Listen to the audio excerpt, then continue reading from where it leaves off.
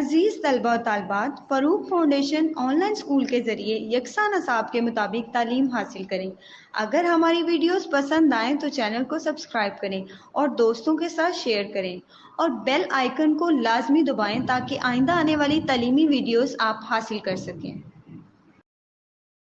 السلام علیکم بچوں، امید ہے آپ سب خیریت سے ہوں گے۔ بچوں، آن لائن اسکول سے آپ مکمل تعلیم حاصل کر کے بورڈ کا امتحان برائے جماعت نہم اور دہم بہتر طور پر پاس کر سکتے ہیں۔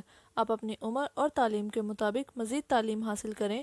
والدین سے فون یا کمپیوٹر پر ہماری ویڈیوز کے ذریعے تعلیم حاصل کرنے کی درخواست کریں۔ روزانہ 1 سے 2 گھنٹے آن لائن پڑھائی کریں اور جب آپ اسکول جائیں گے تو آپ کو مزید کسی مدد کی ضرورت نہیں ہوگی۔ اس طرح پڑھائی کر کے اپنا وقت اور والدین کے اخراجات میں بچت کر سکتے ہیں۔ آن لائن اسکول کی کوئی فیس نہیں ہے، آپ زوم پر بھی کلاسز کا فائدہ اٹھا سکیں گے۔ ہر مضمون کی مکمل تعلیمی ویڈیوز موجود ہیں۔ عزیز طلباء، لہو اور قالین مرزا ادیب کا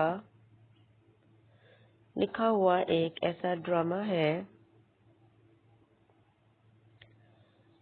جس کا مرکزی خیال یہ ہے کہ انسان جب دولت میں کھیلنے لگتا ہے تو سوسائٹی میں اپنا بھرم قائم رکھنے کے لیے نت نئے ہتھ کنڈے اختیار کرتا ہے۔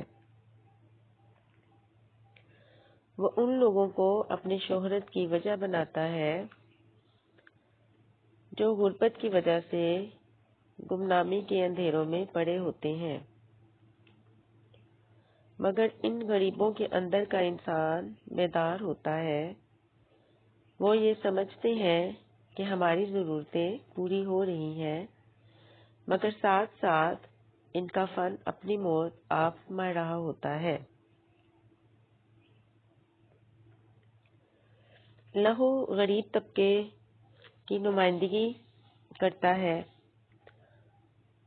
اور قالین کا لفظ امیر طبقے کی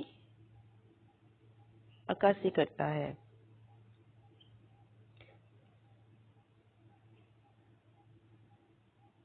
لہو سے مراد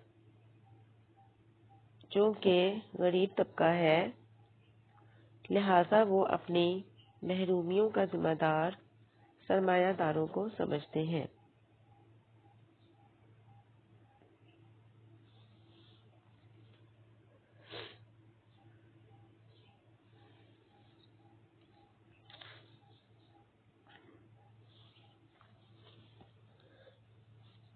اس ڈرامے کو لکھنے والے مصنف مرزا ادیب کی تاریخ پیدائش 1914 ہے اور تاریخ وفات 1999 ہے۔ مرزا ادیب کا اصلی نام دلاور علی اور قلمی نام مرزا ادیب ہے۔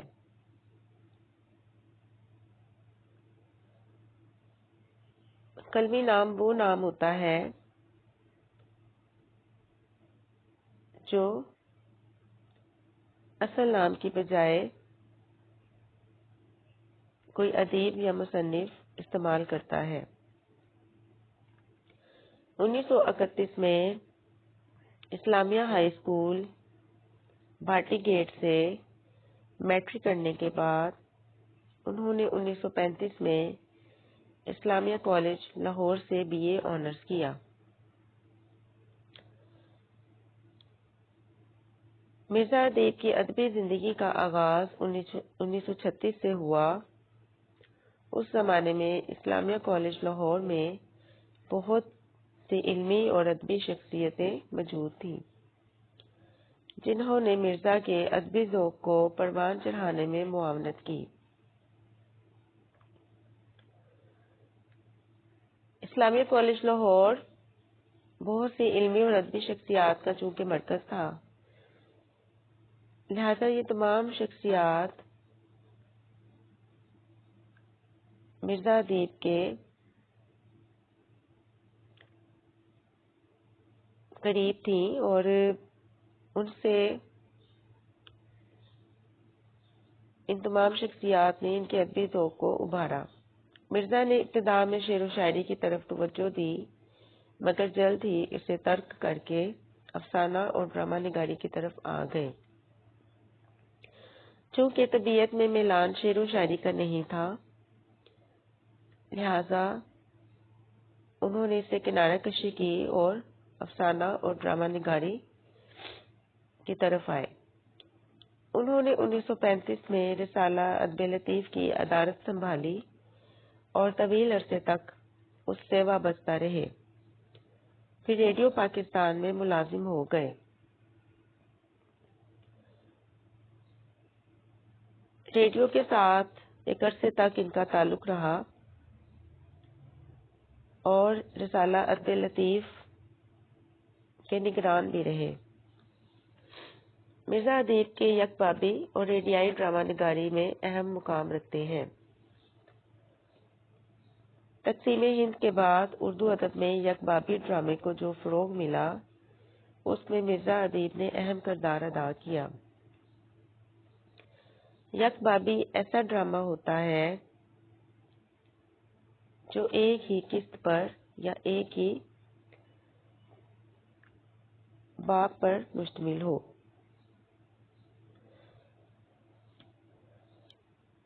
ایسے ڈرامے جو ایک ہی قسط پر مبنی ہوتے تھے، اس میں مرزا ادیب نے اہم کردار ادا کیا اور پاکستان کی ہندوستان کی تقسیم کے بعد یک بابی ڈرامے کو بھی اردو میں بے حد فروغ ملا۔ وہ معاشرے کے نبض شناس تھے، اس لیے ان کے ڈراموں کے موضوعات عام اور روزمرہ زندگی سے متعلق ہیں۔ معاشرتی رویوں کو وہ بخوبی جانتے ہیں اور انہی رویوں کی عکاسی انہوں نے اپنے ڈراموں کے موضوعات میں کی ہے۔ اپنے معاشرے کی انسانی خواہشات اور توقعات کو مرزا ادیب نے خاص اہمیت دی ہے۔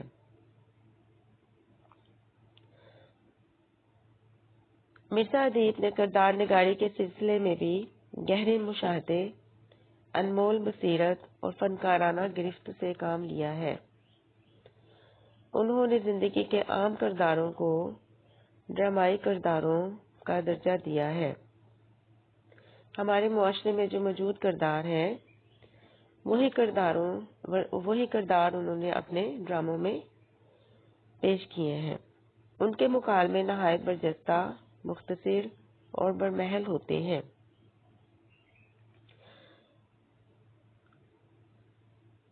یعنی ان کے ڈراموں میں جو باتیں کرتے ہیں، جو کردار باتیں کرتے ہیں، ان کی باتیں بالکل موقع کے مطابق ہوتی ہے۔ یہی وجہ ہے کہ ان کے ڈراموں میں قاری یا ناظر کی دلچسپی شروع سے آخر تک قائم رہتی ہے، جو کسی کامیاب اور ڈرامہ نگار کی سب سے بڑی خصوصیت ہے۔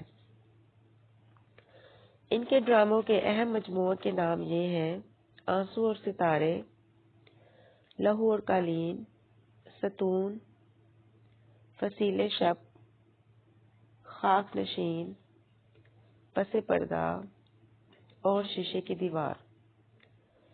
ان کے علاوہ صحرائے نورد کے خطوط،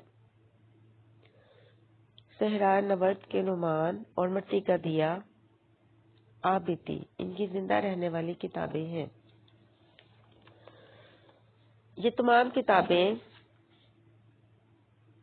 ان کی ایسی کتابیں ہیں جس نے اردو ادب میں شہرت حاصل کی۔ اس میں سے ایک کتاب مٹی کا دیا ان کی آبیتی ہے، یعنی ان کی اپنی زندگی کے حوالے سے ہے۔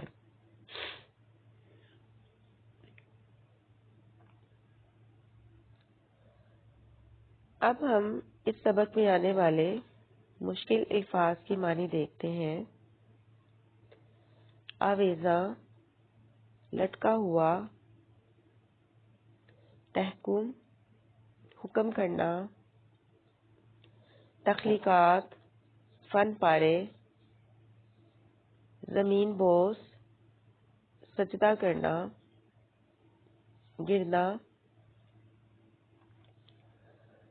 شب بیداری، رات بھر جاگنا، قدر و منزلت، مقام اور مرتبہ، کلاش، مفلس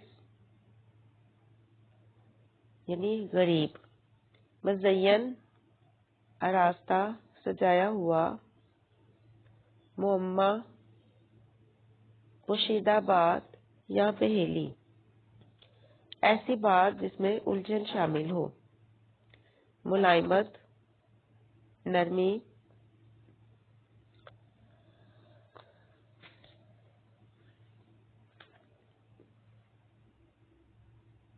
ہم اب سبق کی پڑھائی شروع کرتے ہیں۔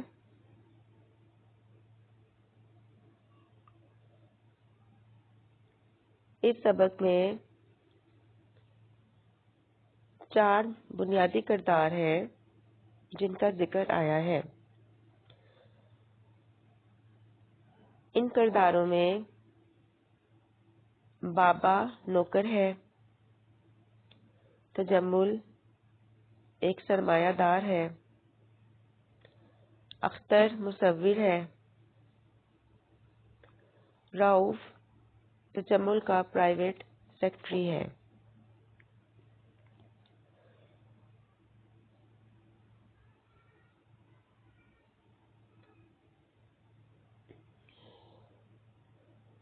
جس طرح ایک سٹیج ڈرامہ ہوتا ہے، اسی طرح کا منظر اس سبق میں پیش کیا گیا ہے۔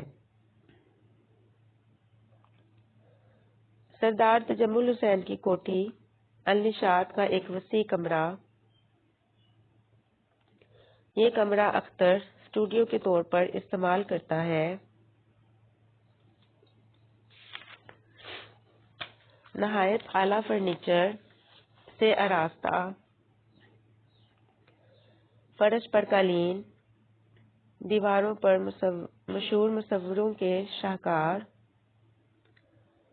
ایک طرف ریڈیو سیٹ، کچھ فاصلے پر صوفہ سیٹ اور کرسیاں،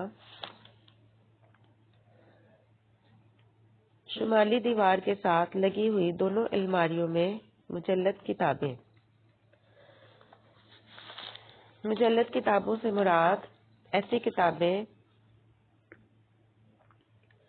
جن پر جلد چڑھائی جاتی ہے یا کور چڑھایا گیا ہو، کارینس اور تپائیوں کے اوپر تر و تازہ پھولوں سے مزین گلدان، دروازے اور کھڑکیوں پر ریشمی پردے، وسط میں ایزل پر کینوس جو ابھی تک سادہ اور صاف ہے،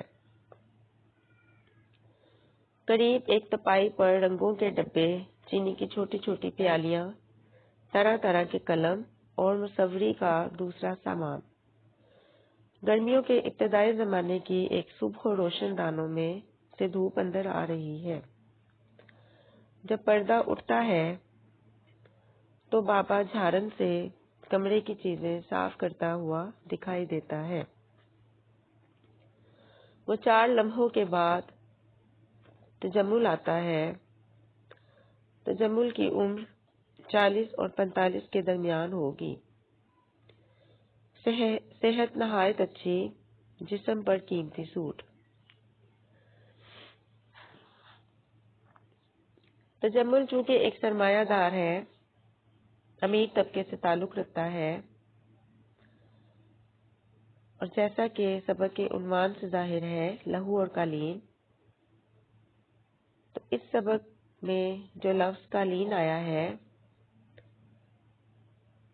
وہ بنیادی طور پر اسی سرمایہ دار تجمل کی طرف اشارہ کرتا ہے۔ تجمل، یہ اختر کہاں ہے بابا؟ بابا، ادھر باغ میں ہے سرکار۔ تجمل، ابھی تک باغ میں، وہاں کیا کر رہے ہیں؟ بابا، ٹہل رہے ہیں، میں نے کہا بھی ناشتہ تیار ہے، اندر آ جائیں، مگر انہوں نے تو مجھے جھڑک دیا۔ ابھی تک دھوپ میں ٹہل رہے ہیں۔ رات سرکار۔ یہ دیکھیے بریکٹ میں لکھا ہوا ہے کہ خاموش ہو جاتا۔ اس سبق میں جتنی بھی تحریر بریکٹ میں لکھی ہوئی آئی ہے وہ ان حرکات کو ظاہر کرتی ہے جو ایک کردار اسٹیج ڈرامے میں پیش کرتا ہے۔ یعنی بابا یہ کہہ کر خاموش ہو جاتا ہے، رات سرکار۔ تجمل۔ رات کیا؟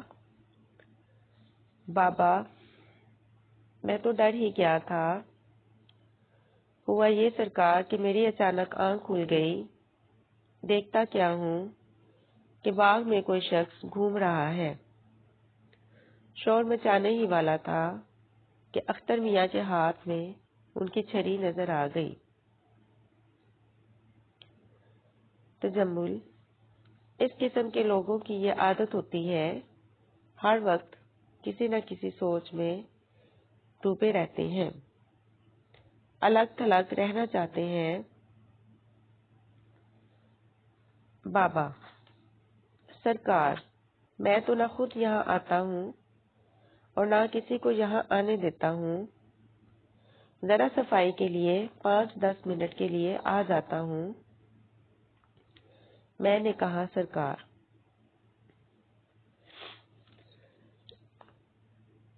آپ نے یہ جو اوپر منظر پڑا ہے یہ ایک ایسے کمرے کا منظر تھا جو ایک مصور کا کمرہ ہے۔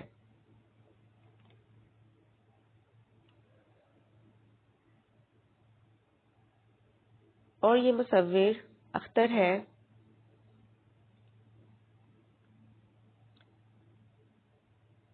چونکہ اختر ایک سرمایہ دارانہ کردار تجمل کے گھر میں رہتا ہے، لہذا تجمل اختر کے کمرے میں اس سے بات کرنے کے لیے آیا ہوا ہے۔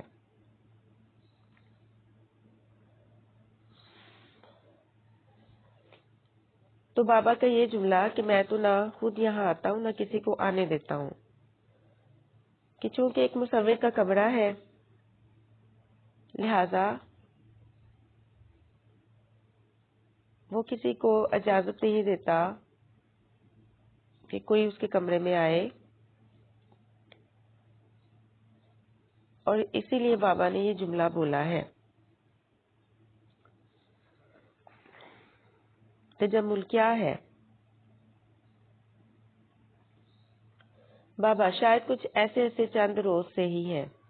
تجمل پھر وہی بات، ایک بار کہہ جو دیا، تم فنکاروں کو نہیں سمجھ سکتے، یہ ہر وقت یوں ہی پریشان رہتے ہیں۔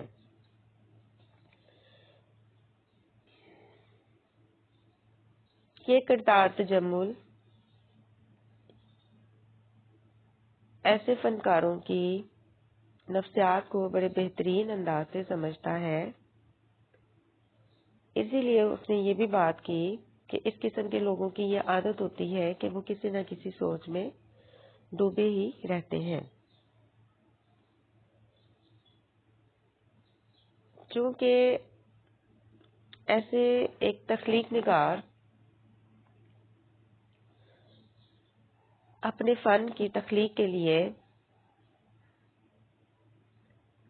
مختلف خیالات میں ڈوبا رہتا ہے، سوچتا رہتا ہے کہ وہ اپنی فن کی تخلیق کس طرح سے کرے، لہذا تجمل نے یہ جملہ اسی لیے بولا۔ تجمل بلا لاؤ انہیں، جلدی کرو بابا۔ بہتر۔ بابا کمرے سے نکل جاتا ہے۔ تجمل آگے بڑھ کر کینوس کو دیکھنے لگتا ہے۔ اختر آتا ہے، ادھیر عمر کا شخص، سر کے بال بکھرے ہوئے، آنکھیں شب بیداری کی وجہ سے سرخ، لباس پاجامہ اور قمیص آستینیں چڑھی ہوئی، آنکھوں کے گرد ہلکے زیادہ نمایاں۔ اختر کی عمر 50 سال کے لگ بھگ ہے۔ اختر کی عمر ادھیر عمر ہے، یعنی اس کی عمر تجمل حسین سے زیادہ ہے، اور اس کے سر کے بال جو ہے وہ بکھرے ہوئے ہیں۔ آنکھیں رات کو نہ سونے کی وجہ سے سرخ ہوتی جا رہی ہیں، اور اس نے جو لباس پہنا ہوا ہے وہ پاجامہ اور قمیص ہے جس کی آستینیں اوپر کی ہوئی ہیں۔ آنکھوں کے گرد رات نہ سونے کی وجہ سے ہلکے نمایاں ہے۔ یہ اختر کا حلیہ بیان کیا گیا ہے۔ اختر تجمل کی طرف دیکھے بغیر کہیے تجمل۔ بڑی دیر تک ٹہلتے رہے ہو آج؟ اختر: جی ہاں۔ تجمل: ایک بہت بڑی خوشخبری سنانے آیا ہوں میں۔ ابھی ابھی میرے ایک دوست نے فون کیا ہے، ججوں نے تمہاری تصویر کو اول انعام کا مستحق قرار دیا ہے۔ میں نے تفصیل معلوم کرنے کے لیے رؤف کو بھیجا ہے، ابھی آ جائے گا۔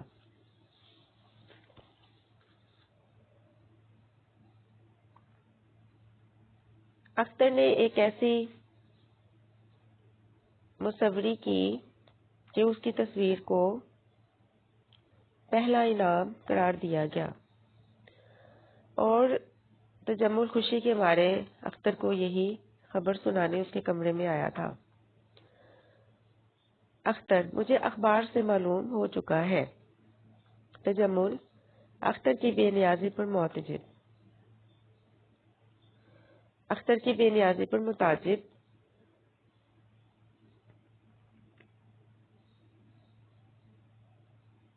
اس کا مطلب ہے کہ اس کو اختر کے رویے پر بہت حیرانی ہوئی، چونکہ اختر لاپرواہی کا اظہار کر رہا ہے۔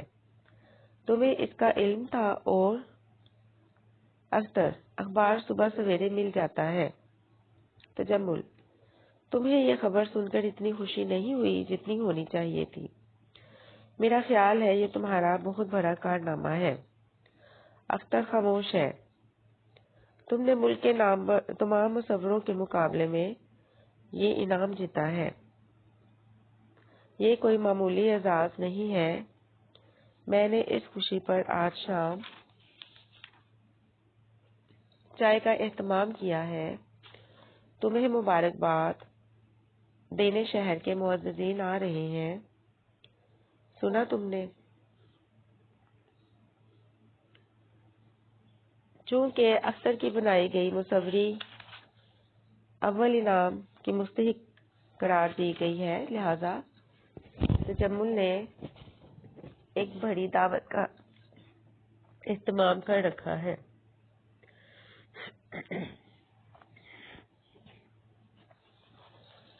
اس میں شہر کے جو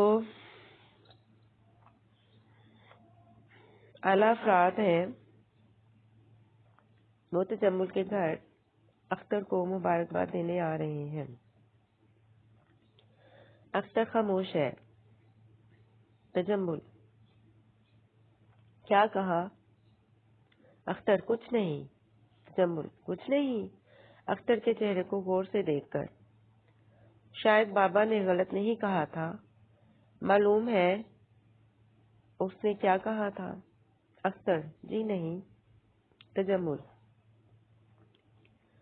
اس نے کہا تھا مسکرا کر، ہمارے مصور کے ساتھ کچھ گڑبڑ ہے۔ ان دنوں تمہارا کیا خیال ہے اپنا؟ اختر: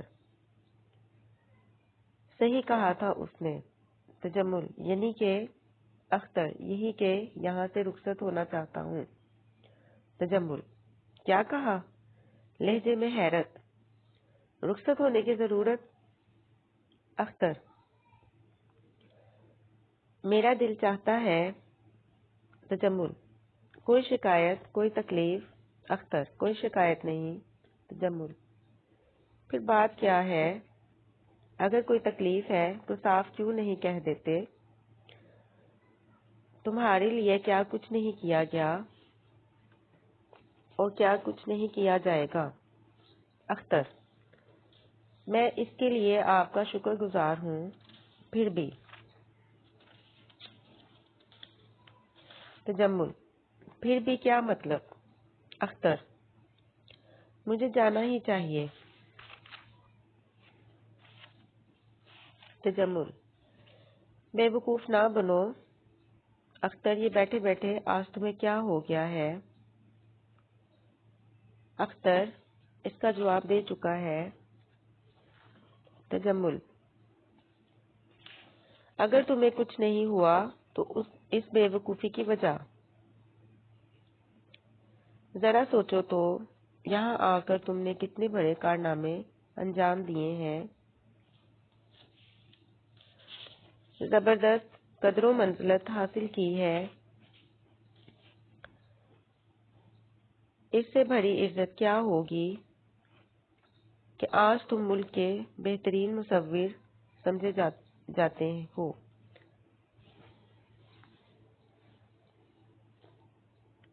اور کیا چاہیے تمہیں؟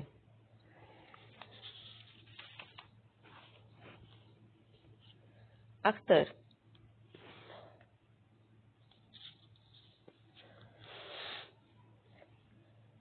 اختر چونکہ غریب مصور ہے اور وہ تصاویر بنا کر بیچا کرتا تھا، اسی شہر کے ایک سیٹھ نے ایک نمائشگاہ میں جب اسے دیکھا تو اپنے پاس لے آیا تھا اور وہ اختر سے تصاویر بنوایا کرتا تھا۔ اس کے عوض وہ اختر کو رقم دیتا تھا۔ رقم کے علاوہ بھی اختر کو بہت ساری سہولتیں میسر تھیں۔ سیٹھ تجمل نے اختر کو اپنی کوٹھی کا ایک کمرہ دے رکھا تھا۔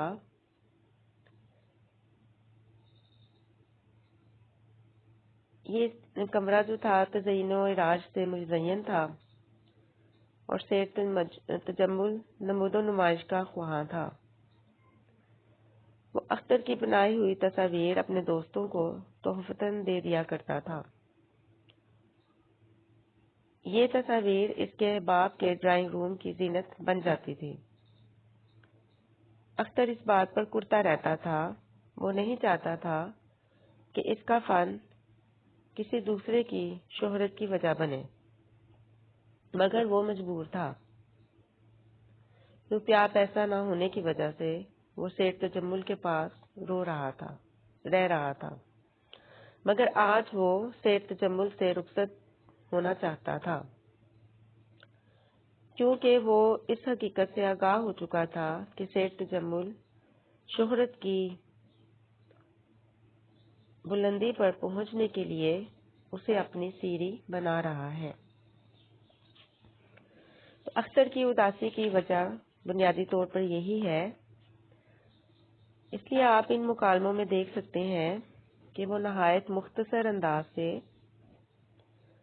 سیٹھ تجمل کی باتوں کے جوابات دے رہا ہے۔ اختر: اس کے لیے میں آپ کا تہہ دل سے شکریہ ادا کرتا ہوں۔ تجمل: مجھے شکریہ کی ضرورت نہیں۔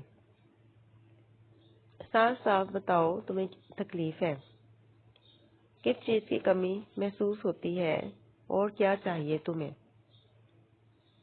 اختر: مجھے کچھ نہیں چاہیے، رخصت ہونے کی اجازت دیجیے۔ تجمل: اس پاگل پان کی اجازت کیوں کر دے سکتا ہوں؟ اختر: آخر کیوں؟ تجمل: اس کی وجہ تم نہیں جانتے کیا؟ اختر خاموش رہتا ہے۔ سنا ہے آرٹسٹوں پر کبھی کبھی دورے بھی پڑتے ہیں۔ آرٹسٹ چونکہ اختر ہے، ایک تخلیق کار ہے، لہذا آرٹسٹ کا لفظ اختر کے لیے استعمال کیا گیا ہے۔ شاید اختر کی طرف مسکرا کر دیکھتا ہے۔ اختر کا چہرہ بدستور سنجیدہ ہے۔ یعنی وہ اس کے چہرے پر مسلسل سنجیدگی دکھائی دے رہی ہے. کچھ اس قسم کی بات معلوم ہوتی ہے. اختر: مجھے مجبور نہ کیجیے. تجمل: کیا حماقت ہے. ایک شخص کو دلدل سے نکالا جاتا ہے اور جب وہ کامیاب ہو جاتا ہے تو پھر اسی دلدل میں چھلانگ لگانے پر آمادہ ہو جاتا ہے. اختر: میرے فن کی بہتری اسی میں یہ ہے کہ یہاں سے چلا جاؤں. تجمل: فن کی بات کرتے ہوئے، یہاں آنے سے پہلے بھی تمہارے پاس فن تھا اور آج بھی ہے، مگر دونوں میں کتنا فرق ہے تم خود نہیں جانتے یہ فرق. اختر: کیا آپ سمجھتے ہیں میں آپ کا شکر گزار نہیں ہوں. تجمل: اختر فرمائیے. تجمل: اگر تم سنجیدگی سے بات کر رہے ہو تو سن لو، میں تمہیں جانے کی اجازت نہیں دے سکتا. یہ میری توہین ہے. لوگ کیا کہیں گے. اختر: لوگوں کو میرے اور آپ کے ذاتی معاملے سے کیا واسطہ. اب چونکہ اختر اصرار کر رہا ہے کہ وہ واپس جانا چاہتا ہے اور مزید تجمل کی رہائش گاہ میں ٹھہرنا نہیں چاہتا، لہذا ایک بحث کا عنصر بھی اس مکالمے میں شامل ہو جاتا ہے. اختر: لوگوں کو میرے اور آپ کے ذاتی معاملے سے کیا واسطہ. تجمل: تم دنیا سے الگ تھلگ رہ کر مصوری کرتے ہو. تمہیں معلوم نہیں لوگ اس قسم کے واقعے پر کیا کچھ کرتے ہیں. سب کہیں گے ایک غریب اور فلاش مصور کو جھوپڑی میں سے نکال کر لایا اور دکھاوے کے لیے اور پھر اسے واپس بھیج دیا. کیا یہ میری توہین نہیں ہے. تجمل کی وجہ شہرت اختر کے باعث ہے، چونکہ وہ اس کی بنائی گئی تصویریں اپنے دوستوں کو تحفے کے طور پر دیا کرتا تھا اور اس کے معاشرے کے اندر ایک ساکھ بیٹھ چکی تھی، کیونکہ اس کے دوست اس کی دی ہوئی تصویروں کو اپنے ڈرائنگ روم کی زینت بناتے تھے. اس طرح سیٹھ تجمل کو شہرت ملتی گئی، جبکہ پس پردہ ان تصویروں کو بنانے والا اصل میں اختر تھا. اس لیے جب وہ جانے کی بات کرتا ہے تو سیٹھ تجمل اس سے بحث کرنا شروع کر دیتا ہے.